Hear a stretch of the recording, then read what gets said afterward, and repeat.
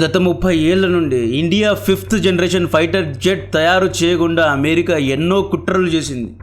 అసలేంటి 5th generation fighter jet మన దగ్గర ఉంటే ఏంటి, లేకపోతే ఏంటి, ఏం మారుతుంది అంటే ప్రపంచంలో యుఎస్ఏ, రష్యా, చైనా ఈ 3 దేశాల దగ్గర మాత్రమే 5th generation stealth fighter jets ఉన్నాయి.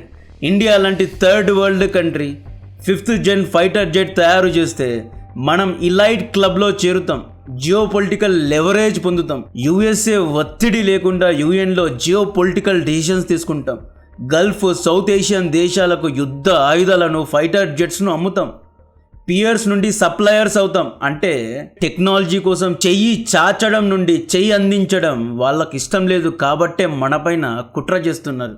యుఎస్ఏపై ఆధారపడడం తగ్గిస్తాము అని చెప్పి అమెరికా మనపై ఇలాంటి కుట్రలు చేస్తోంది. 1990లో డిఆర్డిఓ యొక్క గ్యాస్ టర్బైన్ రీసెర్చ్ ఆర్గనైజేషన్ తయారు చేసే కావేరీ ఇంజన్ ప్రోగ్రామ్ను అడ్డుకున్నారు.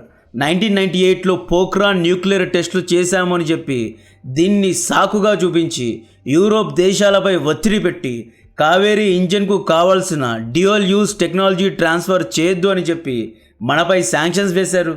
కావేరీకు కావాల్సిన ఎటువంటి మెటీరియల్స్ ఇండియాకు ఎవరే కానీ సప్లై చేయొద్దు అన్నారు. ఇప్పుడు 2026లో కూడా India 5th generation fighter jet ప్రోగ్రామ్ను స్ట్రాటజిక్గా డిలే చేస్తున్నారు. డిఆర్డిఓ, హెచ్ఏఎల్ కలిసి తయారు చేసే తేజస్ MK2 ఫైటర్ జెట్కు కావాల్సిన ఇంజన్ అమెరికన్ కంపెనీ అయిన జనరల్ ఎలక్ట్రిక్ అంటే జీఈ కంపెనీ ఇస్తోంది. ఈ ఇంజన్ పేరు F414. ఈ ఇంజన్ యొక్క డీల్ను 2023లో సైన్ చేసుకున్నాం. PM మోడీ గారు యుఎస్ఏకు వెళ్ళి జో బైడెన్ను కలిసి 80 కోట్లు పెట్టి ఒక్క ఇంజన్ను కొనుక్కున్నారు. ఇదే F414 ఇంజన్ను ఇండియా యొక్క ప్రెస్టీజియస్ ఆమ్కా ప్రాజెక్ట్ ఫేజ్ 1లో అంటే ఆమ్కా MK1 ఫైటర్ జెట్లో కూడా వాడుతున్నాం.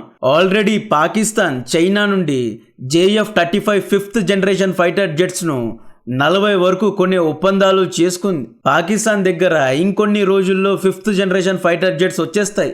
బట్ మనం వెనకబడుతున్నాం. ఆమ్కా ఫేజ్ 1లో మనం 5 ప్రోటోటైప్స్ను టెస్ట్ చేయబోతున్నాం. అంటే 5 ఎయిర్ క్రాఫ్ట్స్ను టెస్ట్ చేస్తున్నాం. ఒక ఫైటర్ జెట్లో 2 ఇంజన్స్ ఉంటాయి కాబట్టి మనకు జస్ట్ టెస్ట్ చేయడానికి మనకు 10 F414 ఇంజన్స్ కావాలి అండ్ 5 స్పేర్ ఇంజన్స్ కావాలి. టోటల్గా 15 ఇంజన్స్ కావాలి. ఇవన్నీ అమ్ముతాం, 80% టెక్ ట్రాన్స్ఫర్ చేస్తామని చెప్పి 2023లో పల్లిగిలించుకుంటూ జో బైడెన్ ప్రామిస్ల మీద ప్రామిస్లు చేశాడు. GHL మధ్య ఒప్పందాలు కూడా జరిగాయి. 2028లో first batch 5th generation fighter జెట్స్ను మనం తయారు చేసుకోవాలి. ఆమ్కా ఫేజ్ 1, ఆమ్కా MK1 2028లో రెడీ అయిపోవాలి. బట్ మనం వెనకబడుతున్నాం. కట్ చేస్తే ఇప్పుడు యుఎస్ యొక్క జీఈ కంపెనీ రంగంలో దిగి ఏమంటుంది అంటే ఒక ఇంజన్ ధర 80 నుండి 200 కోట్లకు పెంచేసింది. 2023లో ఏమని డిస్కస్ చేశారు? తేజస్ MK2 ఫైటర్ జెట్కు కావాల్సిన 90 కిలోన్యూటన్ ఇంజన్ను జీఈ ఇండియాలోనే అంటే బెంగళూరులోని ఒక ఫ్యాక్టరీలో తయారు చేస్తుంది అన్నారు. ఈ ఫ్యాక్టరీను డిఆర్డిఓ, హెచ్ఏఎల్ ల్యాండ్ను తీసుకొని ఫ్యాక్టరీ కట్టిస్తే చాలు, మొత్తం అమెరికా చూసుకుంటుంది అన్నారు. అయితే ఇప్పుడు జీఈ పెట్టిన కండిషన్ ఫ్యాక్టరీతో పాటు blue prints, IP address, tech transfer చేసినందుకు 6,000 కోట్లు అదనంగా ఇవ్వాలి అని చెప్పి అడుగుతున్నారు. ఈ లెక్కన చూస్తే ఒక్క జీఈ ఇంజన్ను తయారు చేయడానికి 200 కోట్లు ఖర్చు అయ్యేలా ఉంది. ఈ 6,000 కోట్లు కాస్త రానున్న రోజుల్లో 10,000 కోట్లు అవుతాయి. అంటే అమెరికాతో సావాసం పెట్టుకున్నందుకు అప్గ్రేడ్స్ అంటారు, స్పేర్ పార్ట్స్ అంటారు, డిజైన్ చేంజెస్ అంటారు, 1000 కోట్లు ఖర్చు పెట్టిస్తారు. యాక్చువల్లీ యుఎస్ఏ స్ట్రాటజిక్గా ఇండియాను ట్రాప్లో ఇరికించింది. ఇక్కడ భారత ఎయిర్ ఫోర్స్కు 42 స్క్వాడ్రాన్స్ కావాలి. ఒక్క స్క్వాడ్రాన్లో 20 ఫైటర్ జెట్స్ ఉన్నా కూడా దాదాపు 800 ఫైటర్ జెట్స్ మనకు కావాలి. ప్రస్తుతం ఇండియా దగ్గర 400 to 500 ఫైటర్ జెట్స్ మాత్రమే ఉన్నాయి. అవి కూడా సోవియట్ యూనియన్ నాటి ఓల్డ్ సుఖై, మిరేజ్ ఇవన్నీ ఉన్నాయి. దీన్ని ఇంకొక 5-10 ఇయర్స్లో రిటైర్ చేయాలి. ఇండియాకు 4.5 జనరేషన్ ఫైటర్ జెట్స్ దాదాపు 1000 వరకు కావాలి. 36 రఫేల్స్ ఫ్రాన్స్ నుండి కొన్నాం. నెక్స్ట్ దాదాపు 100 రఫేల్స్ను ఇండియా, ఫ్రాన్స్ ఇద్దరూ కలిసి ఇండియాలోనే తయారు చేస్తున్నారు. తేజస్ MK1 ఫైటర్ జెట్ను అమెరికాతో కలిసి తయారు చేసుకున్నాం. ఇంజన్ అమెరికానే ఇచ్చింది. F404 ఇంజన్ జీఈ ఇచ్చింది. అయితే తేజస్ MK1 పర్ఫార్మెన్స్ అంతగా లేదు అని చెప్పి వార్లో దీన్ని ఫుల్ లెవెల్లో ఇంకా డిప్లాయ్ చేయడం లేదు.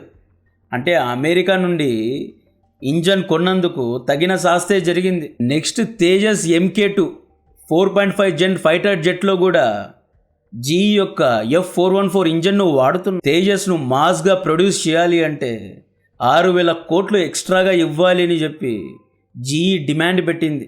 ఇక్కడ తేజస్ MK2 ప్రోగ్రామ్ కూడా డిలే అయింది. ఆమ్కా ఫేజ్ 1లో కూడా ఇదే ఇంజన్ను వాడుతున్నారు కాబట్టి ఇక్కడ 4.5 జనరేషన్కు 5th జనరేషన్కు 90 kN ఇంజన్నే వాడుతున్నారు కాబట్టి ఆమ్కా ఫేజ్ 1 ప్రోగ్రామ్ కూడా డిలే అయింది. ఒకే దెబ్బకు 2 పిట్టలు అన్నమాట. ఇండియా యొక్క 4.5 జెన్ 5th జెన్ 2 ఫైటర్ జెట్స్ యొక్క ప్రోగ్రామ్స్ డిలే అయ్యాయి. ఇక్కడ జీఈ తెలివిగా చేసిన పని ఏంటి అంటే Tejas MK2 and AMCA phase 1 ఈ 2 ఫైటర్ జెట్ యొక్క డిజైన్, ఇంజన్ స్పేస్ GE414కు ఫిట్ అయ్యేలాగా తయారు చేసుకున్నారు. దాన్ని బట్టే సర్టిఫికేషన్స్ తీసుకున్నారు. ఇప్పుడు ఎండ్ మూమెంట్లో ప్రైస్ను పెంచేశారు. ఇండైరెక్ట్గా మీ దేశంలో ఇంజన్స్ను ఉత్పత్తి చేయము, టెక్నాలజీ ట్రాన్స్ఫర్ చేయము అంటున్నారు. యూఎస్ఏలోనే మ్యానుఫ్యాక్చరింగ్ చేస్తాము, ఎక్స్పోర్ట్ వర్షన్ను అమ్ముతాము అని ఇండైరెక్ట్గా చెప్తున్నారు.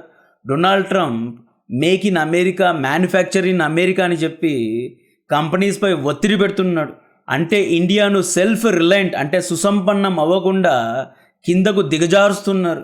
యుఎస్ఏ మాజీ సెక్రటరీ ఆఫ్ స్టేట్ హెన్రీ కిసంగర్ ఏమంటారు అంటే అమెరికాకు శత్రు దేశంగా ఉండడం డేంజర్, బట్ మిత్ర దేశంగా ఉండడం అనేది ప్రాణాంతకం అంటాడు. యుఎస్ఏతో ఇంజన్ కొన్నందుకు లెంపలు వేసుకునే పరిస్థితి. ఫైనలీ మనోళ్ళు కళ్ళు తెరిచారు. ఆమ్కా ఫేజ్ 2 అంటే ఆమ్కా MK2 ఫైటర్ జెట్ కోసం ఫ్రాన్స్ యొక్క సాఫ్రాన్, యూకే యొక్క రోల్స్ రాయ్స్ నుండి ఇంజన్ కొనడానికి ఒప్పందాలు చేసుకుంటున్నారు. ఆమ్కా ఫేజ్ 2 2035లో రెడీ అవుతుంది. అంటే ఇంకొక 9 years తర్వాతే అది రెడీ అవుతుంది. ఇక్కడ Tejas MK2 4.5 gen fighter jet, AMCA MK1 5th generation fighter jet, ఈ రెండిట్లో GE414 ఇంజన్నే వాడుతున్నారు కాబట్టి ఈ 2 ప్రోగ్రామ్స్ డిలే. ఆమ్కా ఫేజ్ 2 అనేది advanced engine capacity 130 kN. AMCA phase 2 fighter jet engine ఇస్తాము అని చెప్పి ఫ్రాన్స్, యూకే ముందుకొచ్చారు. Tech transfer and total intellectual property rights ఇస్తామని చెప్పి యూకే అండ్ ఫ్రాన్స్ ముందుకొచ్చారు. ఇక్కడ మనం డైరెక్ట్గా రష్యా నుండి Su-57 కొని ఉంటే బాగుండేది. ఒక్క ఇంజన్ 1000 కోట్లు, total source code, technology transfer చేస్తాము అన్నారు, ఇంటలెక్చువల్ ప్రాపర్టీ రైట్స్ ఇస్తాము అన్నారు. రష్యాతో మనం కొలాబరేట్ అయిన అన్ని ప్రాజెక్ట్స్ సక్సెస్ఫుల్ అయ్యాయి. బ్రహ్మోస్ చూసుకోండి, మనం ఫిలిప్పీన్స్, వియత్నాం, ఇప్పుడు యూఏఈకు అమ్మబోతున్నాం. బ్రహ్మోస్ను స్ట్రాటజిక్గా మనం వాడుతున్నాం. S-400 లాంగెస్ట్ కిల్ ఆపరేషన్ సింధూర్లో పాకిస్తాన్ యొక్క లాంగెస్ట్ టార్గెట్ అయిన దాదాపు 300 కిలోమీటర్ల దూరంలో ఉన్న అవాక్స్ ఏరోప్లేన్పై దాడి చేసింది. బట్ మనకు Su-57 అవసరం లేదు. రష్యా నుండి ఫైటర్ జెట్ కొంటే క్యాట్సా శాంక్షన్లు వేస్తారు, అమెరికా బాధపడుతుంది, అమెరికా మనతో వ్యాపారాలు చేయదు అని చెప్పి రష్యాను పక్కన పెట్టాం. మన దగ్గర ఆల్టర్నేటివ్ ఆప్షన్ ఉందా? అది కూడా లేదు. అమెరికాతో దాదాపు 20 ఏళ్ళ నుండి ఎంగేజ్ అయ్యాము. తేజస్ MK1 ఫైటర్ జెట్లో ఎన్నో అనుమానాలు ఉన్నాయి. ఎయిర్ ఫోర్స్ చీఫ్ సైతం రంగంలో దిగి, అమర్ప్రీత్ సింగ్ గారు కూడా రంగంలో దిగి తేజస్ ఫైటర్ నడుపుతూ ఉంటే నాకు కాన్ఫిడెన్స్ రావడం లేదు అని చెప్పి ఈయన విమర్శించారు. తేజస్ MK1 ఎన్నో చోట్ల కూలిపోయింది. మార్చ్ 12, 2024లో జైసల్మేర్లో ఈ ఎయిర్క్రాఫ్ట్ క్రాష్ అయింది. స్టూడెంట్ హాస్టల్ కాంపౌండ్ మీద పడింది. పైలట్ సేఫ్గా ఎజెక్ట్ అయ్యాడు. సివిలియన్స్పై ఎటువంటి డ్యామేజ్ కలగలేదు, ఎవరూ చనిపోలేదు. బట్ ఇక్కడ తేజస్ ఫస్ట్ టైం లాస్ అయింది. November 21, 2025 దుబాయ్ ఎయిర్ షోలో తేజస్ కూలిపోయింది. దీని గురించి ఆల్రెడీ ఒక వీడియో చేసుకున్నాం. ఈ క్రాష్కు కారణం నెగిటివ్ G టర్న్లో ఇంజన్ పర్ఫామ్ చేయలేకపోయింది. February 7, 2026 runway overshoot fleet grounding దగ్గర క్రాష్ అయింది. అంటే 3 సార్లు క్రాష్ అయింది. పైలట్ సేఫ్గా ఎజెక్ట్ అయ్యాడు. బట్ దీనికి గల కారణం ఏంటి అంటే ఇంజన్లో లోపాలు ఉన్నాయి, ఫ్యూల్ లీక్స్ జరిగాయని చెప్పి ఎన్నో ప్రాబ్లమ్స్ తేజస్ MK1లో ఉన్నాయి. రఫేల్ ఒకంతకు మంచిదే. రఫేల్ 36 ఎయిర్క్రాఫ్ట్ సేఫ్గా ఆపరేషన్ సింధూర్లో పర్ఫామ్ చేశాయి, పాకిస్తాన్ యొక్క టార్గెట్స్ను హిట్ చేశాయి. సో రఫేల్ బాగా పర్ఫామ్ చేస్తోంది. But Tejas MK1 American engine ఉండడం వల్ల ఇది సరిగ్గా పర్ఫామ్ చేయడం లేదు అని చెప్పి చాలామంది ఎక్స్పర్ట్స్ చెబుతున్నారు. ఇప్పుడు తేజస్ MK2 యొక్క ఇంజన్ డిలే అంటే అమెరికాతో కొలాబరేట్ అయినందుకు లెంపలేసుకునే పరిస్థితి. అమెరికా కావాలనే ఇండియాపై లెవరేజ్ తీసుకుంటోంది. అమెరికా 80% టెక్నాలజీ ట్రాన్స్ఫర్ చేస్తాను అంటోంది, but ultimate kill switch America దగ్గరే ఉంటుంది. అంటే ఈ 20%లో హిడెన్ టెక్నాలజీ దాగి ఉంటుంది, అది అమెరికా తన దగ్గరే పెట్టుకుంటుంది. Core architecture, high pressure compressor యొక్క కోటింగ్ కానీ, లేదా సింగిల్ క్రిస్టల్ టర్బైన్ బ్లేడ్స్ యొక్క డిజైన్ కానీ, లేదా digital engine brain, source code, FADEC, ఇవన్నీ ఎప్పటికీ అమెరికా ఇండియాకు అమ్మదు, ఇండియాకు ఇవ్వదు. డెఫినెట్గా ఇండియాను సెల్ఫ్ రిలయంట్ అవ్వకుండా అమెరికా చూసుకుంటుంది. ఎప్పటికీ అమెరికాను నమ్మడానికి లేదు. ఇక్కడ అమెరికా బాధ ఏంటి అంటే, ఇండియా దగ్గర 5th జనరేషన్ ఫైటర్ జెట్ వచ్చేస్తే మనం వేరే దేశాలకు అమ్ముతామని. 2015లో ఇండియా కేవలం 600 కోట్ల విలువ గల వస్తువులను మాత్రమే, అంటే యుద్ధ ఆయుధాలను మాత్రమే ప్రపంచానికి ఎక్స్పోర్ట్ చేసేది. 2024లో దాదాపు 34,000 కోట్ల విలువగల వస్తువులను మనం ఎక్స్పోర్ట్ చేస్తున్నాము. BrahMos, Akash anti missile defence system, Swathi radar, ఈ విధంగా ఆర్టిలరీ షెల్స్ అని చెప్పి ఎన్నో యుద్ధ ఆయుధాలను ఫిలిప్పీన్స్, ఇండోనేషియా వంటి డెవలపింగ్ దేశాలకు రీసెంట్గా యుఏఈ బ్రహ్మోస్ను, Akash Teer anti missile defence సిస్టమ్ను ఇండియా నుండి కొంటాను అని చెప్పి ప్రపోజల్ పెట్టింది. ఇంతకుముందు యుఏఈ అమెరికా నుండి యుద్ధ ఆయుధాలను కొనేది. ఇప్పుడు న్యూట్రల్గా ఇండియా నుండి యుఏఈ వస్తువులను కొంటోంది. అంటే డిఫెన్స్ వ్యాపారంలో ఇండియా కాంపిటీషన్ ఇస్తుంది అని చెప్పి కావాలనే ఇండియా యొక్క అడ్వాన్స్డ్ ఫైటర్ జెట్స్ను డిలే చేస్తున్నారు. అంటే ఇది కాంపిటీషన్, మార్కెట్లో మోనోపోలీ ఉండాలి, తాము తప్పితే ఎవరు ఉండకూడదు అని చెప్పి అమెరికా పన్నిన కుట్రిది. తేజస్ MK1 F404 ఇంజన్లో ఎన్నో అనుమానాలు ఉన్నాయి. కావాలనే అమెరికా ఈ ఇంజన్లో కొన్ని లోపాలు పెట్టింది. ఇది 1980s నాటి ఇంజన్. ఇక్కడ అమెరికా బాధ ఏంటి అంటే, ఇండియా సెల్ఫ్ సఫిషియెంట్గా, సెల్ఫ్ రిలయంట్గా స్టెల్త్ ఫైటర్ జెట్ యొక్క ఎయిర్ ఫ్రేమ్ను, ఇంటిగ్రేటెడ్ ఏవియానిక్స్ను, హై థ్రస్ట్ డొమెస్టిక్ ఇంజన్ను తయారు చేసిందా ఇండియా ఎలైట్ క్లబ్లో చేరుతుంది. ఇండియా క్యాట్సా శాంక్షన్స్కు భయపడదు. ఇండియా అమెరికా ఒత్తిడి వల్ల యుఎన్లో డిసిషన్స్ తీసుకోదు.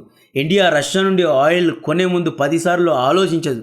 ఇండియా 5th జనరేషన్ ఫైటర్ జెట్ను Philippines, Vietnam, Indonesia and gulf Muslim దేశాలకు అమ్మగలదు. బ్యాలెన్స్ ఆఫ్ పవర్ను మెయింటైన్ చేయగలదు. ఎక్స్పోర్ట్ విషయంలో, డిఫెన్స్ వ్యాపారాల్లో అమెరికాకు ధీటుగా నిలబడగలదు. అంటే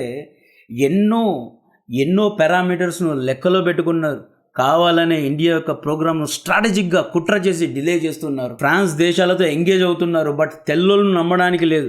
రష్యాతో ఎంగేజ్ అయ్యి ఇండియాలోనే సెల్ఫ్ ఇండియన్ మేడ్ ఫైటర్ జెట్ను తయారు చేసుకోవడం చాలా వరకు ఫ్రాన్స్ను కూడా నమ్మడానికి లేదు. ఆపరేషన్ సింధూర్కు ముందు రఫేల్ను బ్రహ్మోస్తో ఇంటిగ్రేట్ చేయడానికి సోర్స్ కోడ్ ఇవ్వండి అన్నా కూడా ఫ్రాన్స్ ఇవ్వలేదు.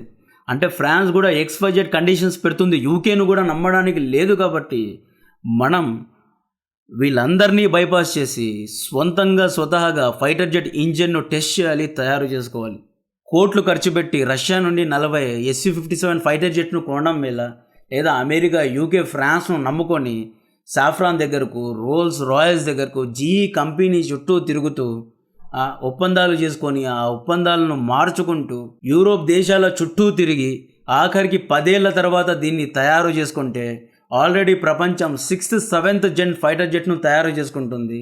సో ఆ పాటికే 5th జనరేషన్ అనేది ఓల్డ్ అయిపోతుంది. టెక్నాలజీ ఓల్డ్ అయిన తర్వాత తయారు చేసుకుంటే ఏం లాభం? సో దీని గురించి డిఫెన్స్ ఎక్స్పర్ట్స్ ప్రభుత్వాన్ని ప్రశ్నించాలి, అపోజిషన్ పార్టీలు ప్రశ్నించాలి. దీని గురించి మరిన్ని డీటెయిల్స్ ఇస్తూనే ఉంటా. కాంటెంట్ నచ్చితే వీడియోను లైక్ చేయండి, ఛానల్ను సబ్స్క్రైబ్ చేసి అందరికీ షేర్ చేయండి. జై హింద్.